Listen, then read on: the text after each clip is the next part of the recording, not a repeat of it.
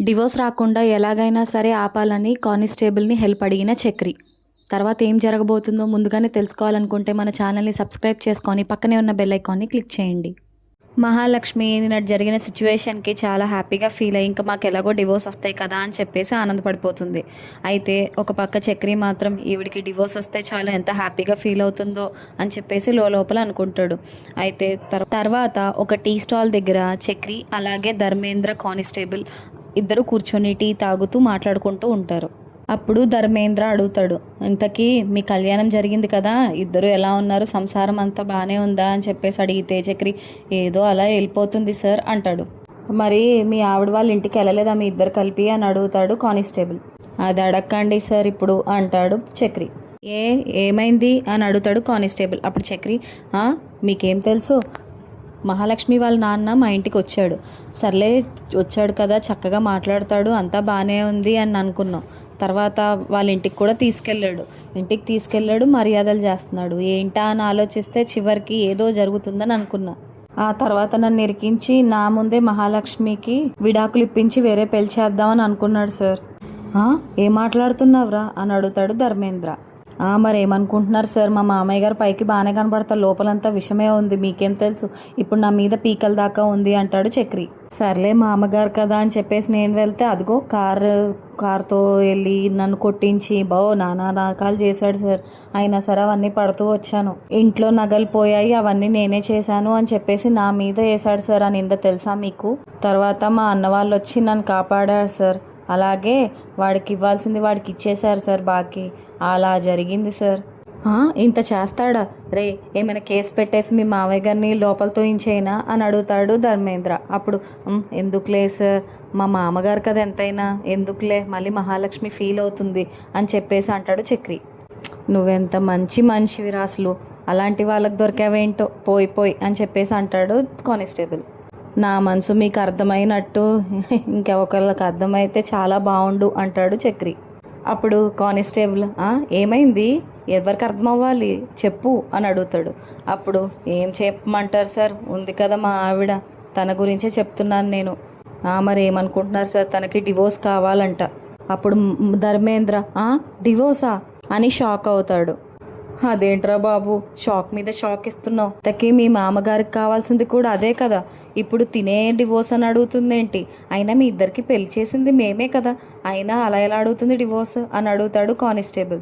అదే కదా సార్ నా బాధ, నిన్నే వెళ్ళొచ్చాము, కౌన్సిలింగ్కి పంపించి ఇంటికి వెళ్ళండి మళ్ళీ పిలుస్తాము హియరింగ్ అని చెప్పేసి పంపించేశారు. నాకు ఇప్పుడు ఏం అర్థం కావట్లేదు, డివోర్స్ వస్తాయేమో అని భయంగా ఉంది సార్. నాకు తనంటే చాలా ఇష్టం, కానీ తనకు ఆ మాట అర్థం కావట్లేదు, నా మనసు అర్థం కావట్లేదు. డివోర్స్ కావాలి అని నా బుర్ర తినేసింది. సర్లే ఇంకా తన మాట కాదనిలేక నేను కూడా ఇంకా డివోర్స్ అని చెప్పేసి వెనకాలే తిరుగుతున్నాను సార్. ఏం చెప్తాను సార్ నా బాధ, మీరే అర్థం చేసుకోవాలి అని చెప్పేసి అంటాడు చక్రి కానిస్టేబుల్తో. నాకు డౌట్ రా, ఇన్నాళ్ళు లేనిది ఎందుకు ఇప్పుడు డివోర్స్ అంటుంది ఆ అమ్మాయి. నువ్వు ఆ అమ్మాయి ఇద్దరు గొడవ పడ్డారా చక్రి? అలా ఏం లేదు సార్.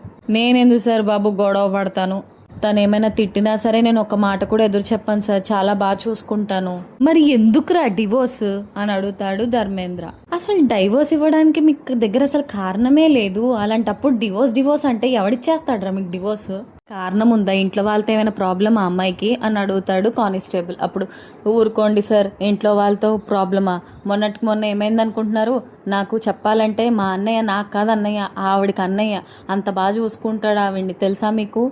ఇంట్లో వాళ్ళందరూ ఆవిడకే సపోర్ట్, చెప్పాలంటే వాళ్ళు నా తోబుట్టువులు కాదు, తన ఫ్యామిలీ అన్నట్టే ఉంటుంది తెలుసా సార్ మీకు అని అంటాడు చక్రి.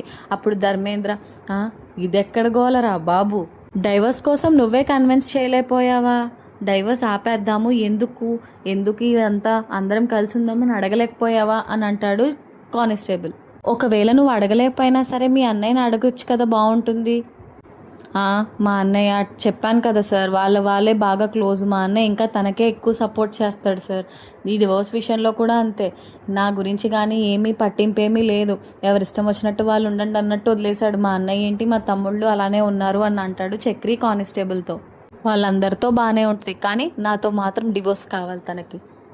అప్పుడు కానిస్టేబుల్ అబ్బా చాలా కష్టం రా, అంటే ఇప్పుడు డివోర్స్ తీసేసుకుంటే ప్రాబ్లమ్స్ అన్నీ సాల్వ్ అయిపోతాయా తనకి అని అడుగుతాడు కానిస్టేబుల్. అదే కదా సార్ చెప్తున్నాను, డివోర్స్ ఎందుకు, మామూలుగా ప్రాబ్లమ్స్ అన్నీ ఏమైనా ఉంటే సాల్వ్ చేసుకుందాం, డివోర్స్ అవసరం ఏముందనే కదా సార్ నేను కూడా చెప్తున్నాను మహాలక్ష్మితో అంటాడు చక్రి. పెళ్లి చేసుకుందాం అనేది తనే, డివోర్స్ కూడా కావాలనేది తనే, నాకు అసలు ఏం చేయాలో ఏమీ అర్థం కాకే సార్ ఇలా కూర్చుని అలా ఉండిపోయాను అని అంటాడు చక్రి. అదేంటి ఆమె ఇష్టమే, అలాగే పెళ్ళి ఆమె ఇష్టమే, అన్నీ ఆమె ఇష్టమేనా, ఏమనుకుంటుంది, రూల్స్ అన్నీ రెగ్యులేషన్స్ అన్నీ అవేనా ఆటపాటలుగా ఉందా ఏంటి? అప్పుడు చక్రి, అదే కదా సార్ నేను కూడా చెప్తున్నాను, ఆఖరికి నిన్న డివోర్స్ కోసం కూడా వకీల్ని తనే పెట్టుకుంది తెలుసా సార్ మీకు. ఆఖరికి కోర్టుకి వెళ్ళి నిన్న హీరింగ్ వినేసి వచ్చాము, ఏమనుకుంటున్నారు, ఇంత దారుణం జరుగుతుంది నా జీవితంలో. నేనేమో డివోర్స్ క్యాన్సిల్ అయిపోతే బాగుండని ఎంతలా చూస్తున్నాను, తను మాత్రం డివోర్స్ డివోర్స్ డివోర్స్ అంటూ తెగ ఆనందపడిపోతుంది, ఏంటో నాకు ఏం అర్థం కావట్లేదు సార్ అంటాడు చక్రి కానిస్టేబుల్తో. డివోర్స్ డివోర్స్ డివోర్స్ అని ఏదో చాక్లెట్లు బిస్కెట్లు అడుగుతుంటే అలా ఎలా ఇచ్చేస్తారా డివోర్స్ అని చెప్పేసి అంటాడు కానిస్టేబుల్. అప్పుడు మరి నేను కూడా అదే కదా సార్ చెప్తున్నాను, ఏదో చాక్లెట్ బిస్కెట్లు ఇచ్చినంత ఈజీగా అడిగేస్తుంది సార్ డివోర్స్, ఇంక నేను ఏం చెప్తాను చెప్పండి, అసలు నాకేం చేయాలో కూడా అర్థం కావట్లేదు సార్ అని చెప్పేసి ఏడుస్తారు చక్రి కానిస్టేబుల్ దగ్గర. అప్పుడు కానిస్టేబుల్, ఒరే ఆపురా ఆపు, ఏడు పాపు, ఓ పని చేస్తాను, నేను ఫోన్ చేయనా అని అడుగుతాడు కానిస్టేబుల్. సార్ మీరే నా దేవుడు సార్, మీరే నా కోసం ఆలోచించారు, నా కన్నీళ్ళు కూడా తుడిచారు, మీరే ఫోన్ చేసి మాట్లాడుతా అంటున్నారు, ఇంకేం కావాలి సార్ అని చెప్పేసి చాలా హ్యాపీగా ఫీల్ అవుతాడు చక్రి ఏడుస్తూనే. నువ్వేం కంగారు పడకు, ప్రశాంతంగా ఉండు, నేను మాట్లాడతాను ఆ అమ్మాయితో, నేను మాట్లాడతాను అంటాడు కానిస్టేబుల్. మరోవైపు షెడ్ దగ్గర కేశవ కూర్చొని పని చేసుకుంటూ ఉంటాడు. అయితే సడన్గా లెగుస్తాడు, ఎవరో కేశవ అని పిలిచినట్టు. వెళ్ళి చూస్తే పాపం శైలు కోసం ఎంతో వెతుకుతాడు, కానీ ఎక్కడ కనిపించదు శైలు ఆ చుట్టుపక్కల. శైలు వచ్చిందేమో అని అనుకుంటాడు. శైలు ఇంకా రాలేదని ఆలోచిస్తూ అటు ఇటు చూస్తూనే ఉంటాడు కేశవ. అయితే శైలు అలాగే కేశవ ఇద్దరు కూడా ఫోన్లు ఓపెన్ చేసుకొని వాట్సాప్లో చూసుకుంటూ ఉంటే అందులో ఇద్దరు పేరు కింద కూడా ఆన్లైన్ అని చెప్పేసి రాసి ఉంటుంది. అప్పుడు శైలు అనుకుంటుంది, అదేంటి ఆన్లైన్లోనే ఉన్నాడా, కానీ మెసేజ్ ఎందుకు చేయట్లేదు నాకు అని వాళ్ళిద్దరి మధ్యలో జరిగిందంతా గుర్తు చేసుకుంటూ ఉంటుంది శైలు. ఒకవైపు కేశవ కూడా అదేంటి ఆన్లైన్లో ఉంది కానీ నాకు కనీసం మెసేజ్ కూడా చేయట్లేదు అని వెయిట్ చేస్తూ ఉంటాడు శైలు మెసేజ్ కోసం. అయితే శైలుకి తనే మెసేజ్ చేద్దాం అనుకొని టైప్ చేస్తాడు ఏం చేస్తున్నావు అని, కానీ పంపడు మెసేజ్. ఆ టైపింగ్ అనే వర్డ్ చూసి శైలు హ్యాపీగా ఫీల్ అవుతుంది, ఏదో టైప్ చేస్తున్నాడు అని, కానీ ఇంతకీ మెసేజ్ రాదు. లోపు ఎవరో బైక్ రిపేర్ కోసం వచ్చి కేశవాన్ని రిపేర్ చేయమని అడిగి వెళ్ళిపోతారు. అప్పుడు టైప్ చేస్తున్న ఫోన్ పక్కన పెట్టేసి వెళ్ళి రిపేర్ చేస్తాడు బైక్ని. అదేంటి ఇంకా టైపింగ్ అనే వస్తుంది, చెప్తా వీడి పని అని చెప్పేసి శైలు బయలుదేరుతుంది కేశవ దగ్గరికి. ఈ తర్వాత కన్నా అలాగే పెద్ది ఇద్దరు కూడా రూమ్లో ఉంటారు. పెద్ది వచ్చి, ఎరా కన్నా ఏడికి చక్రి అని అడిగితే, చక్రి అన్న ఇంకా ఇంటికి రాలేదు అని చెప్పేసి చెప్తాడు. మరి మహాలక్ష్మి అని చెప్పేసి అడుగుతాడు పెద్ది. అప్పుడు కన్నా, వదిన రూమ్లో ఉంది అని చెప్పేసి చెప్తాడు కన్నా. మహాలక్ష్మి నీకేమైనా చెప్పిందారా? లేదన్నా ఏమీ చెప్పలేదు, వదిన వచ్చి అలా రూమ్లోకి వెళ్ళి డోర్ వేసుకుందని చెప్పేసి చెప్తాడు కన్నా. అప్పుడు బయటికి వస్తుంది మహాలక్ష్మి రూమ్లోంచి. అప్పుడు పెద్ది అడుగుతాడు, ఏమైంది, ఏమీ చెప్పలేదు, ఏమన్నారు కోర్టులో అని చెప్పేసి అడుగుతాడు పెద్ది. మీరు మరి డివోర్స్కి అప్లై చేశారా అని చెప్పేసి అడుగుతాడు పెద్ది. అప్లై చేసేసాం పెద్ది అంటుంది మహాలక్ష్మి. అంటే ఇంకా విడాకులు వచ్చేస్తాయా అని అడుగుతాడు పెద్ది. ఇప్పుడు అప్లై చేస్తే అప్పుడే కాదు పెద్ది, 6 నెలలు టైం పడుతుందంట, 6 నెలల తర్వాత ఇస్తారు డివోర్స్ అని చెప్పేసి చెప్తుంది మహాలక్ష్మి. ఓ అవునా, 6 నెలల టైం పడుతుందా అంటాడు పెద్ది. మరి జడ్జ్ గారు ఏమన్నారు అని అడుగుతాడు పెద్ది. అప్పుడు మహాలక్ష్మి, ఏం లేదు, మామూలుగా ఎందుకు డివోర్స్ కావాలి, దేనికి అని చెప్పేసి అడిగారు. తీరా చూస్తే కౌన్సిలింగ్కి పంపించారు. అయితే కౌన్సిలింగ్లో నేను చెప్పేశాను మాకు డివోర్స్ కావాలి అని, అలాగే ఈయన కూడా చెప్పారు. సో ఇద్దరం కలిసి డివోర్స్ మ్యూచువల్గా అప్లై చేశాము అని చెప్పేసి చెప్తే, సరే అయితే డివోర్స్కి అప్లై చేసేస్తాం అన్నట్టుగా వాళ్ళు కూడా మాట్లాడారు అంటుంది మహాలక్ష్మి. అప్పుడు కన్నా లేచి, అయితే చక్రి అన్నయ్య ఓకేనా అని చెప్పేసి అడుగుతాడు మహాలక్ష్మిని. ఓకే, ఏమైంది, ఎందుకు అలా అడుగుతున్నావు కన్నా అని అడుగుతుంది మహాలక్ష్మి. అయితే కన్నా, అలా ఏం కాదు, ఇంకా ఇంటికి రాలేదు చక్రి అన్నయ్య అందుకని అంటాడు కన్నా. ఒకవైపు చక్రి అలాగే కానిస్టేబుల్ ఇద్దరూ కూడా ఒక దగ్గర నించొని, కానిస్టేబుల్ అడుగుతాడు, తిన్నావా, టిఫిన్ అంతా చేసావా, చక్క కడుపు నిండా తిన్నావా అని అడుగుతాడు. చేశాను సార్ అంటాడు చక్రి. అప్పుడు ఇద్దరు కలిసి ఒక దగ్గర నించొని మహాలక్ష్మికి ఫోన్ చేస్తాడు కానిస్టేబుల్. మహాలక్ష్మి ఏమో పెద్ది అలాగే కన్నాతో మాట్లాడుతూ ఉంటుంది. ఈలోపు ఫోన్ రింగ్ అవుతుంది. ఫోన్లో కానిస్టేబుల్ పేరు ధర్మేంద్ర అని సేవ్ చేసి ఉంటుంది. అదేంటి ఈయన ఇప్పుడు ఫోన్ చేస్తున్నాడు అని చెప్పేసి ఉండు పెద్ది ఒక్క నిమిషం ఫోన్ మాట్లాడేసి వస్తాను అని చెప్పేసి పక్కకు వస్తుంది మహాలక్ష్మి. అప్పుడు ఫోన్ లిఫ్ట్ చేసి హలో అని అడుగుతుంది మహాలక్ష్మి. నేనమ్మా ధర్మేంద్ర, మీ ఇద్దరికి పెళ్లి చేశాను కదా, ఆయన్ని మాట్లాడుతున్నాను, కానిస్టేబుల్ గుర్తున్నాను అని అడుగుతాడు. అప్పుడు మహాలక్ష్మి సార్ గుర్తున్నారు, చెప్పండి సార్, ఇప్పుడు ఫోన్ చేశారేంటి అని అడుగుతుంది మహాలక్ష్మి. ఏమ్మా నన్ను ఏమైనా జోకర్ అనుకుంటున్నావా నువ్వు అని అడుగుతాడు. అప్పుడు మహాలక్ష్మి అదేంటి సార్ అలా అంటున్నారు అని అడుగుతుంది. అప్పుడు ఆయన అంటూ ఉంటాడు, నేను నీకేం చెప్పాను, ఇదే పెళ్ళి చక్కగా జాగ్రత్తగా కాపాడుకోవాలి, డివోర్స్ లాంటివి అలాంటివి ఏం తీసుకోకూడదని చెప్పానా లేదా అని అడుగుతాడు. అవును సార్ అంటుంది మహాలక్ష్మి. మరి ఇప్పుడేంటి మీరు డివోర్స్ తీసుకున్నట్టుగా నాకు సమాచారం వచ్చింది అని చెప్పేసి అడుగుతాడు కానిస్టేబుల్ మహాలక్ష్మిని. వకీల్ దగ్గరికి వెళ్ళి మాట్లాడారంట, ఆఖరికి కోర్టు దాకా వచ్చిందంట కదా వ్యవహారం, ఏమైంది అయినా అంతలా ఏమైపోయిందని, మీరు పెళ్ళై 4 నెలలే కదా అయింది, అప్పుడే డివోర్స్ ఏంటి అని క్వశ్చన్ మీద క్వశ్చన్ అడుగుతాడు కానిస్టేబుల్ మహాలక్ష్మిని. అంతా మీకెవరు చెప్పారు సార్ అని అడుగుతుంది మహాలక్ష్మి కానిస్టేబుల్ని. అప్పుడు చక్రి కానిస్టేబుల్ ఇద్దరు షాక్ అయిపోయి ఇద్దరు ముఖాలు చూసుకుంటారు. అప్పుడు చక్రి ఫోన్ స్పీకర్ దగ్గర చేపెట్టి అప్పుడు సార్తో అంటాడు, సార్ ఎవరు చెప్పింది అనేది ఇంపార్టెంట్ కాదు, అసలు నువ్వు ఎందుకు ఇలా చేసావని అడగండి సార్ అని చెప్పేసి ఆ సార్తో చెప్పిస్తాడు. అయినా ఎవరు చెప్పారనేది ముఖ్యం కాదమ్మా, ఇక్కడ నువ్వు ఎందుకు వెళ్ళావు, ఎందుకు డివోర్స్ అడుగుతున్నావు అది ముఖ్యం అని చెప్పేసి అడుగుతాడు కానిస్టేబుల్ మహాలక్ష్మిని. అలాంటిది ఏం లేదు సార్, మెయిన్ మా ఇద్దరికి ఏమీ సెట్ అవ్వట్లేదు, దాని గురించే సార్ అంటుంది మహాలక్ష్మి కానిస్టేబుల్తో. సెట్ అవ్వట్లేదా ఎవరికి అని చెప్పేసి అడుగుతాడు. అప్పుడు మహాలక్ష్మి అదే సార్, అటువైపు నుంచి ఇటువైపు నుంచి మా ఇద్దరికి అసలు సెట్ అవ్వట్లేదు సార్, మా ఇద్దరు ప్రపంచాలు వేరు, అందుకనే డివోర్స్ తీసుకుంటే బాగుంటుంది కదా అని చెప్పేసి ఇలా అనుకున్నాను సార్ అంటుంది మహాలక్ష్మి.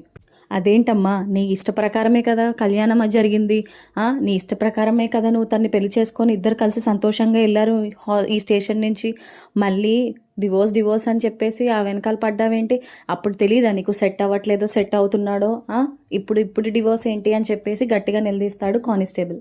పైగా నేను ఎంతో రిస్క్ చేసి మొత్తానికి మీ ఇద్దరు వైపు స్టాండ్ తీసుకుంటే నాకు అసలు మర్యాద లేకుండా చేసేసేలా ఉన్నావు కదమ్మా నువ్వు.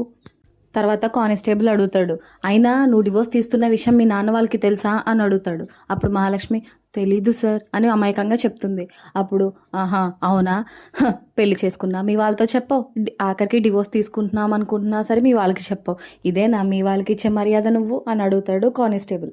మీ అన్నయ్య అలాగే మీ నాన్న ఇద్దరు ఎంత వాదిస్తున్నా సరే నాకు ఈ చక్రియే కావాలని చెప్పేసి వచ్చేసావు, ఇప్పుడు వాళ్ళకి ఏం సమాధానం చెప్తావు, డివోర్స్ ఎందుకు తీసుకుంటున్నావు అని అడిగితే అని చెప్పేసి అడుగుతాడు కానిస్టేబుల్. నేను చెప్పేది ఏంటంటే అసలు నువ్వు పెళ్లి చేసుకున్నావు సరే బాగానే ఉంది, ఆ వివాహ బంధం అనేది ఎంత మంచి మాటో తెలుసా, ఎంత చక్కగా ఒకటవుతారో తెలుసా కుటుంబాలు అవన్నీ, నీకా ఇంకా అన్నీ వాళ్ళ చక్రి కుటుంబమే అయింది కాబట్టి వాళ్ళని చూసుకునైనా సరే మొత్తానికి డివోర్స్ అనేది ఆపేసి కొంచెం ముందు ఏమవుతుందో కూడా నువ్వు తెలుసుకోవాలి కదా, అంతా బాగుంటుంది, ఇంకేంటి చక్రి మంచి అబ్బాయి, ఇంకేం కావాలి నీకు, నేను చెప్పేది ఏంటంటే ఇద్దరు చక్కగా ఉండండి, ఇప్పటికిప్పుడు నువ్వు వెళ్ళి ఆ డివోర్స్ కోర్టుకి వెళ్ళి డివోర్స్ మాకేం వద్దు మేము అప్లై చేయమని చెప్పేసి క్యాన్సిల్ చేసేసుకో, అది నేను చెప్పేది అని చెప్తాడు కానిస్టేబుల్.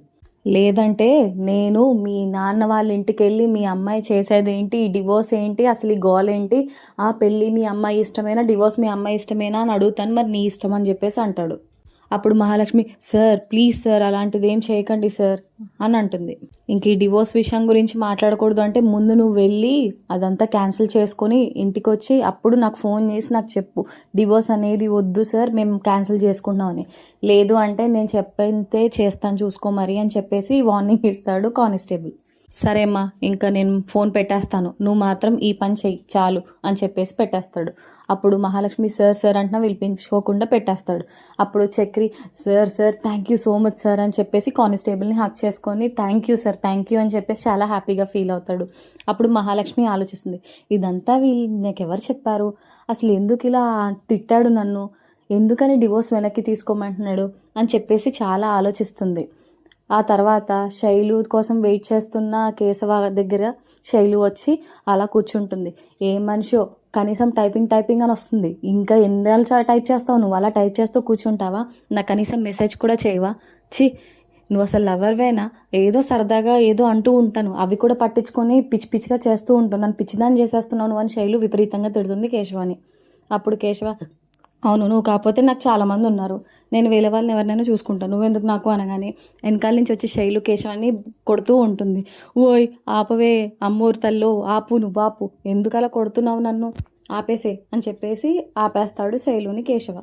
నేనేదో సరదాగా అన్నానే తల్లి, నువ్వే నాకు అన్నీ, అది గుర్తుపెట్టుకో అనగానే శైలు ముఖంలో ఆనందం చాలా చాలా ఉంటుంది.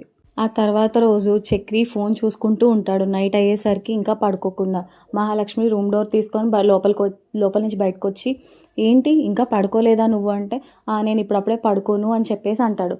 ఇంతకీ ఎందుకు చక్రి అలా అన్నాడు, చక్రి ఏం చేయబోతున్నాడు, ముందుగానే తెలుసుకోవాలనుకుంటే మన ఛానల్ని సబ్స్క్రైబ్ చేసుకొని పక్కనే ఉన్న బెల్ ఐకాన్ని క్లిక్ చేయండి. Thank you so much for watching.